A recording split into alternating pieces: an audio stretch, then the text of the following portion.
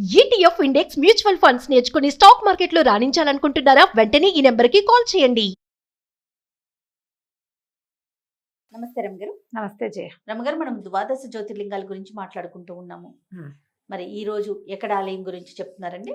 11వది హిమాలయేతు కేదారం, హిమాలయాల్లో ఉన్నటువంటి కేదారనాథుడు. అయితే కేదారనాథుడి గురించి ఇంకో విషయం ఏం చెప్పుకుంటాం మనం, చార్ధామ్ యాత్రకి బద్రీనాథ్, కేదార్నాథ్, గంగోత్రి, యమునోత్రి ఈ 4 ఉత్తరాఖండ్ రాష్ట్రం టూరిజం వాళ్ళు ఇది ప్రచారంలోకి తెచ్చారు. చార్ధామ్ యాత్ర అని రాయంగానే మొట్టమొదట కనపడేది ఏంటంటే బద్రీనాథ్, కేదార్నాథ్, గంగోత్రి, యమునోత్రి. ఇవి ఏంటంటే ఈ ఉత్తరాఖండ్లో ఒక 6 నెలలు మాత్రమే ఉంటాయి. గంగోత్రి, యమునోత్రి ఎప్పుడైనా చూడొచ్చేమో, దాని గురించి బాగా మనకు తెలియదు. కానీ బద్రీనాథ్, కేదార్నాథ్ మాత్రం సంవత్సరంలో కేవలం 6 నెలలు మాత్రమే, ఏప్రిల్ టు నవంబర్.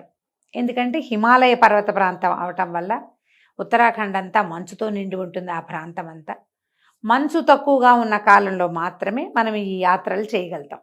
కానీ భారతదేశం నలుమూలల నుంచి ఈ చార్ధామ్ యాత్రకు వస్తారు. గంగోత్రి, యమునోత్రి కూడా టూరిజం బాగా విస్తారంగా వెళ్తుంది. అయితే మన లెక్క ఏమిటి, చార్ధామ్ అనగానే భారతదేశానికి 4 పక్కలా ఉన్నటువంటి ఒకటి పూరి, తర్వాత రామేశ్వరము, ద్వారక, బద్రీనాథే 4 మన ఇవి చార్ధామాలు, 4 ధామాలుగా చెప్పబడ్డాయి. కాకపోతే ఇది సంవత్సరానికి 6 నెలలు మాత్రమే తెరవబడేది. జ్యోతిర్లింగం కాబట్టి, ప్రఖ్యాతంగా పరమేశ్వరుడు ఉన్న శివలింగాల్లో 11వ లింగం కాబట్టి చార్ధామ యాత్ర అని ఈ 4టిని కలిపి పెట్టుకున్నారు.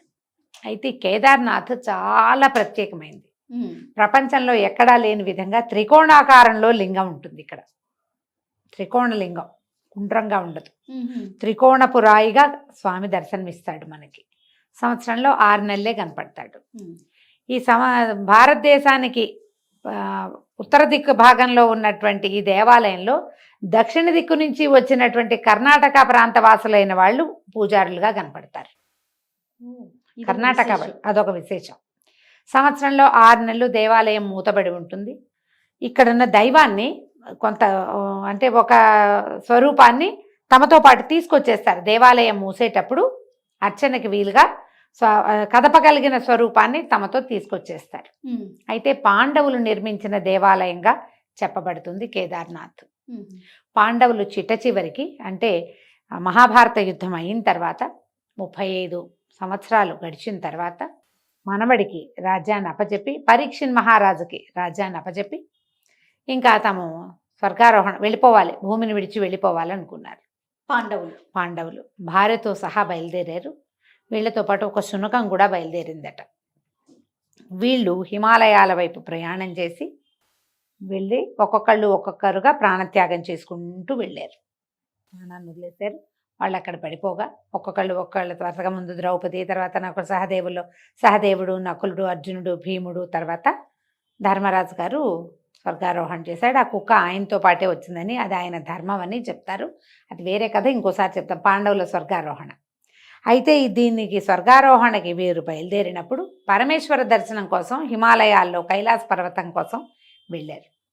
కానీ పరమేశ్వరుడు వాళ్ళకి దర్శనం ఇవ్వలేదట. అయితే అక్కడ ఒక మహావృషభ రూపంలో ఎద్దు స్వరూపంలో అక్కడ కనిపించాడు. కనిపిస్తే ఆయనే పరమేశ్వరుడని వీళ్ళు తెలుసుకున్నారు. ఆయన వెంట పరిగెత్తారు. అందరిలోకి బలాఢ్యుడైన భీముడు వెనక నుంచి పట్టుకున్నాడట. పట్టుకుంటే స్వామి తన దేహాన్ని వదిలిపెట్టి వెళ్ళిపోయాడు. ఆ పట్టుకున్న వెనక భాగము 5 చోట్ల కనపడ్డాడు. ఇంకా ఈ 5 చోట్ల 5 దేవాలయాలు వచ్చినాయి. వీటిని పంచకేదారాలు అంటారు. అందులో మొదటిది మనం చూసేటువంటి కేదార్నాథ్. వెనక భాగం అని ఒక చోట చెప్పబడుతుంది. మూపురమే ఇక్కడ ఆయన ఎద్దుకి మూపురం ఉంటుంది కదా, ఆ మూపురమే ఇక్కడ కనపడుతున్నటువంటి శివలింగ స్వరూపంగా పరమేశ్వర కాకుండా కొంచెం ఇట్లా కొద్దిగా కోలగా కనపడుతుంది. పూర్తి త్రికోణం ఇట్లా కాకుండా కొంచెం ఇట్లా కనిపిస్తుంది అనమాట. కానీ త్రికోణంగానే తెలుస్తుంది. పరమేశ్వరుడు స్వయం స్వరూపంతో తన స్వరూపంతోటే ఇక్కడ వాళ్ళకి కనపడ్డాడు. స్వయంగా పరమేశ్వరుడిగా కాకుండా వృషభ స్వరూపంలో కనిపించాడు. ఈ కేదార్నాథ్, తుంగనాథ్, రుద్రనాథ్, మధ్యమాహేశ్వరు, కల్పేశ్వరు ఈ 5 చోట్ల ఈ శివలింగాలు శివుని యొక్క స్వరూపాలు ఉన్నాయని చెప్తారు. ఈ 5 కూడా మనం ఇక్కడి నుంచి వెళ్ళి చూడగలిగేవి కాదు. పంచకేదార యాత్ర కూడా ఒక ప్రత్యేకమైన యాత్ర ఉంది. సాధారణంగా ఆ ప్రాంతం వాళ్ళే చేస్తారు. మనం పెద్దగా ఈ సౌత్ ఇండియా నుంచి లేకపోతే మన వైపు మన తెలుగు ప్రాంతాల నుంచి పంచకేదారాలు చూడడం మన వాళ్ళు పెద్ద నియమంగా పెట్టుకోరు. ఆ ప్రాంతపు ఆచారంగా కనపడుతుంది. మనం కూడా చూడు, ఇప్పుడు పంచారామాలు చూద్దాం అనుకుంటామా కదా, పంచభూత లింగాలు చూసేవాళ్ళు కొంతమంది, తర్వాత ద్వాదశ జ్యోతిర్లింగాలు చూసేవాళ్ళు కొంతమంది, ఈ పంచకేదారాలు చూసేవాళ్ళు కూడా ఆ ప్రాంతం వాళ్ళు. ఎందుకంటే ఆ చలిని తట్టుకోగలిగే వాళ్ళు, అక్కడ దొరికే ఆ రకపు ఆహారాన్ని స్వీకరించగలిగే వాళ్ళు వాళ్ళకు కుదురుతుంది.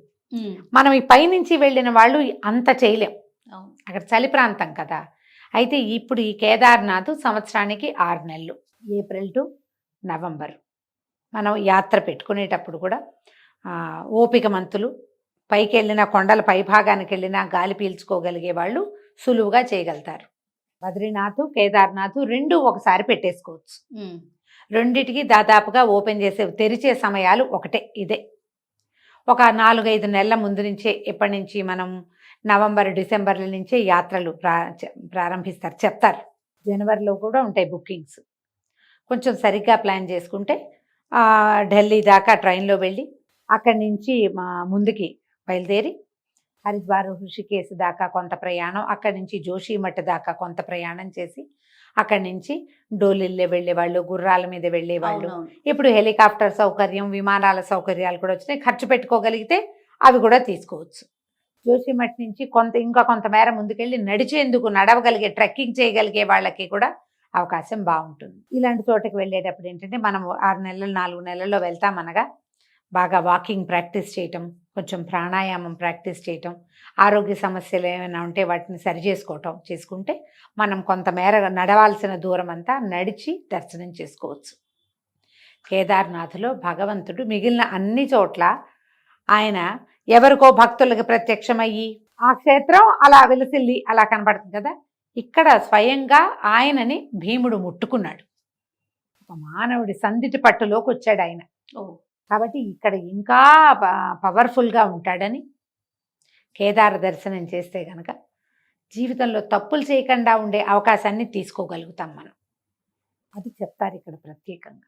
ఈ హిమాలయ పర్వత ప్రాంతం, కొండరాళ్ళు రాలిపడ్డం అవంతా జరుగుతూ ఉంటాయి. కొంచెం జాగ్రత్తగానే వెళ్ళాలి. ఒంటరిగా కాకుండా గ్రూప్లో వెళ్తే మంచిది. అప్పుడు వచ్చిన ఫ్లడ్స్ వల్ల కేదార్నాథ్ దేవాలయము మొత్తం అంతా చుట్టుపక్కల పోయినా దేవాలయానికి ఏం కాల, ఒక మహాశిల ఒకటి అడ్డం పడ్డం వల్ల శిల పక్క నుంచి నీరు ప్రవహించి ఆ నీరు ఫ్లడ్స్ దేవాలయాన్ని తోయకుండా ఉన్నాయి. దేవాలయ నిర్మాణం వల్లే ఇలాంటి అద్భుతం జరిగిందని కూడా చెప్తారు. భగవంతుడి మహాత్మ్యం కావచ్చు, భారతీయులు చేసుకున్న అదృష్టం కావచ్చు. ఎన్నో వందల సంవత్సరాలు, వేల సంవత్సరాల నుంచి ఇలా పూజాస్థానంగా చెప్పబడినది. ఈ ప్రకృతి విపత్తుల వల్ల వెళ్ళిపోకుండా మనకి భగవంతుడి దయ వల్లే మిగిలి ఉన్నది. వెళ్ళొచ్చు. కొంచెం వాతావరణాన్ని చూసుకుని జాగ్రత్తగా, అలవాటుగా ఆరోగ్య పరిస్థితులు, ఈ అక్కడికి తీసుకెళ్లే గ్రూపులు రెగ్యులర్ ప్రాక్టీస్, వాళ్ళకి ఎంత అనుభవం ఉంది, నిన్న మొన్న మొదలు పెట్టారా, 25-30 ఏళ్ళ అనుభవం ఉందా చూసుకుని, ఒక 20 సంవత్సరాలు 15 సంవత్సరాల అనుభవం ఉంటే వాళ్ళతో వెళ్తే ఏదైనా విపత్కర స్థితి వచ్చినా వాళ్ళు మనకి రెస్క్యూ ఇవేమైనా ఏర్పాటు చేస్తారు. ఇంత కష్టపడి వెళ్ళాలా అంటే భగవంతుడి కోసం ఎంత కష్టపడైనా వెళ్ళాల్సిందే. అంతే కదా. సమీపంలో ఉన్న దేవాలయాలు చూడడం ఎంత ముఖ్యమో జ్యోతిర్లింగ దర్శనం చేయడం కూడా అంతే ముఖ్యం.